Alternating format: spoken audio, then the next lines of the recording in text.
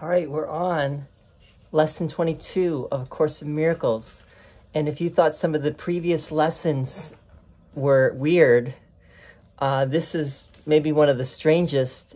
That today's lesson is what I see is a form of vengeance. What I see is a form of vengeance. And remember, the past two lessons were I am determined to see, that was lesson 20, and I am determined to see things differently, lesson 21. And now, still the focus is on seeing, and what I see is a form of vengeance. So let's read this and see if we can make sense of what is being said here. Today's idea accurately describes the way anyone who holds attack thoughts in his mind must see the world. Having projected his anger onto the world, he sees vengeance about to strike at him. His own attack is thus perceived as self-defense. This becomes an increasingly vicious circle until he is willing to change how he sees. Otherwise, thoughts of attack and counterattack will preoccupy him and people his entire world. What peace of mind is possible to him then? It is from this savage fantasy that you want to escape. Is it not joyous news to hear that it is not real? Is it not a happy discovery to find that you can escape? You made what you would destroy. Everything that you hate and would attack and kill. All that you fear does not exist.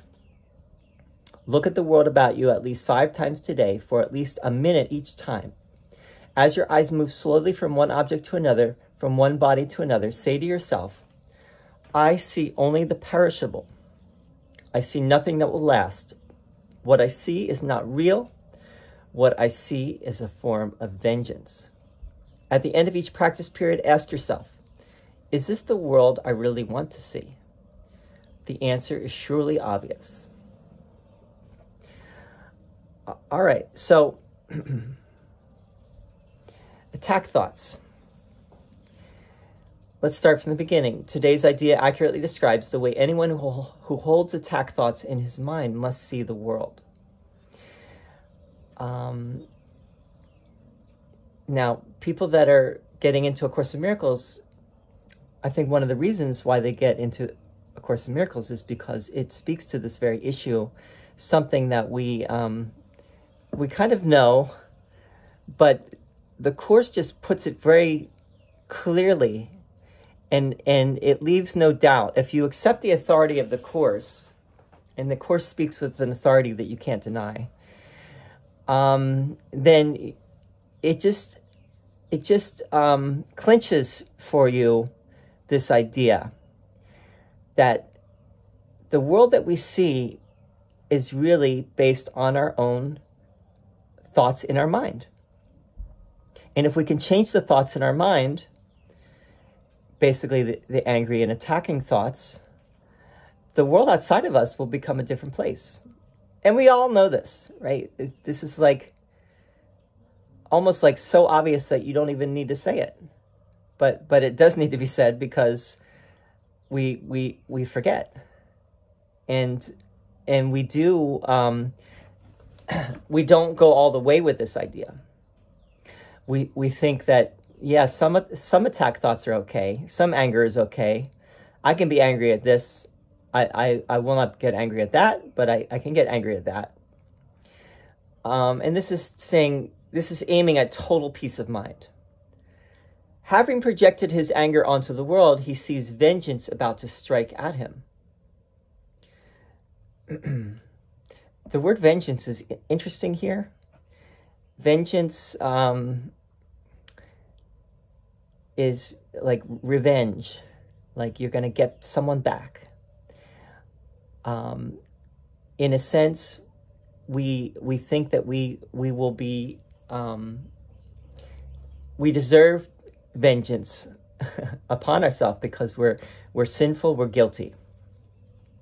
And so everywhere we look, we think that's gonna that is a source of many people's anxiety, even though they may not be aware of it.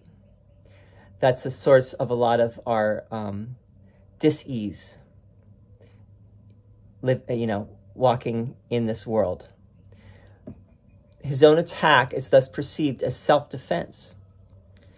This becomes an increasingly vicious circle until he is willing to change how he sees. So you think that other people are attacking you, but really it is you who have attacked them first, not realizing that it is upon you, it is incumbent upon you, the onus is on you to change your way of seeing. And then everything else will change. Not everyone will do this. This is really for you who are ready for this teaching. Not everyone is ready for it. That is why the onus is upon you, because not everyone is going to change how they, some people do attack, obviously, but you do not have to give energy to the anger and the attack. And you can deal with it in a way that is loving and that is kind. I think part of the problem that people have, let me just say this as well, is once you start doing A Course in Miracles, you kind of get into a form of specialness because you think you're special. You have a special relationship with Jesus or with God or whatever it may be, the Holy Spirit. And you start to kind of missionize and proselytize and try to change people and get people to see things the way you see them. You try to, in a way, you are attacking. You may not even think you're attacking, but you are attacking because you are trying to force someone who's not ready for what you're sharing to see things the way that you see it. And that's really what you don't need to do. That's not going to be good for your peace of mind. That's not going to be good for their peace of mind. So attack actually happens attack happens on gross levels of attack, where you actually physically attack someone or you berate someone with words. But attack also happens more subtly as well. There's subtle forms of attack that you may not be even aware that you're attacking someone, but you are communicating in a violent way with someone and you're not even aware of it. You're communicating in a coercive way or in a manipulative way, and you may not even be aware that you're doing that because you think you're being loving and kind. But the reality is that on some level, you're trying to get someone to see things the way that you do, so that you will feel better about what you believe. But if you really were strong in what you believed or what you know, then no one else needs to see things the way that you do, right? That's not even important. The world does not need to change, right? The sole responsibility of the miracle worker is to accept the atonement for him or herself, which means nothing outside of you needs to change, only your own mind. Seek not to change the world, seek only to change your mind about the world.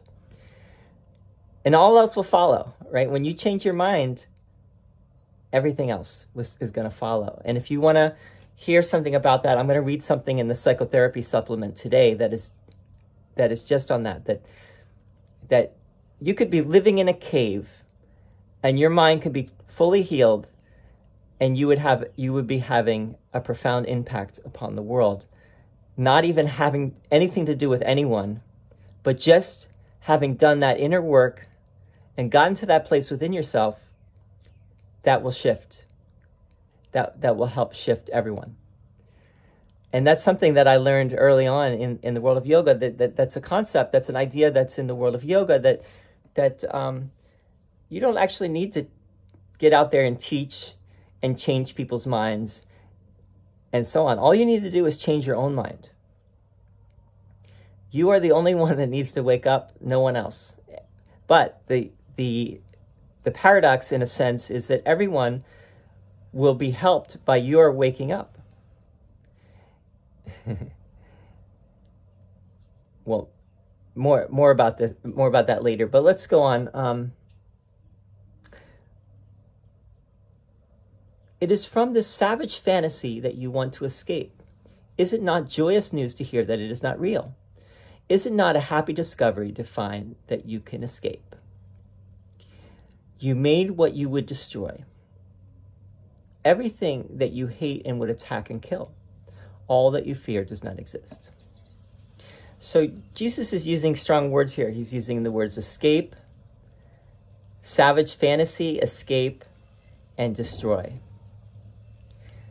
I don't think he means any of those in reality. I think the savage fantasy is what we see in our mind. It's not really horrible. It's just we make it that way.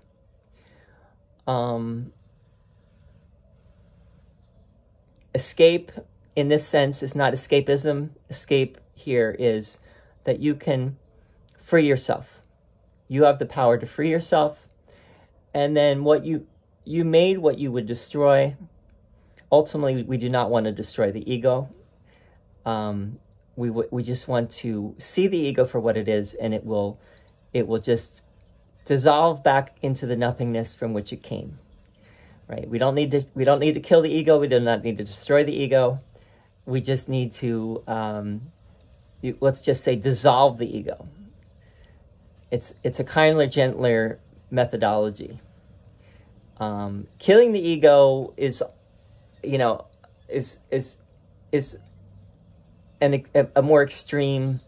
What happens when we try to kill or destroy the ego is it comes back that much more powerfully. If we actively, because we're giving energy to the ego, we're making the ego real. Whereas the Course's approach is just to recognize the illusory nature of the ego.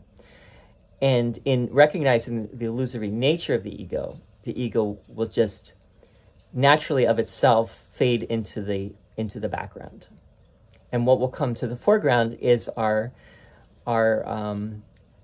joyous, natural state of joyousness, peace, unconditional love, forgiveness, compassion, etc. So anyway, one more thing to point out. I see only the perishable. I see nothing that will last. What I see is not real. What I see is a form of vengeance. It's funny because it's kind of like a, what's the word? Non sequitur. It does not follow, right? I see only the perishable. I see nothing that will last.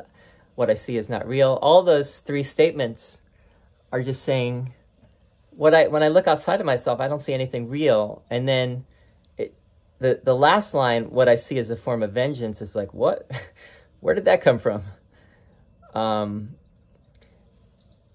But basically, the point being here, and the point of the whole course, is to separate what is real from what is not real.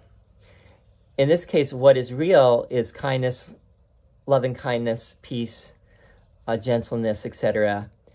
And what is not real is attack and anger and upset and revenge. So if we are making that real in our mind, that is what we will see outside of ourselves. And so we are seeing what is unreal. And what is unreal is some form of attack.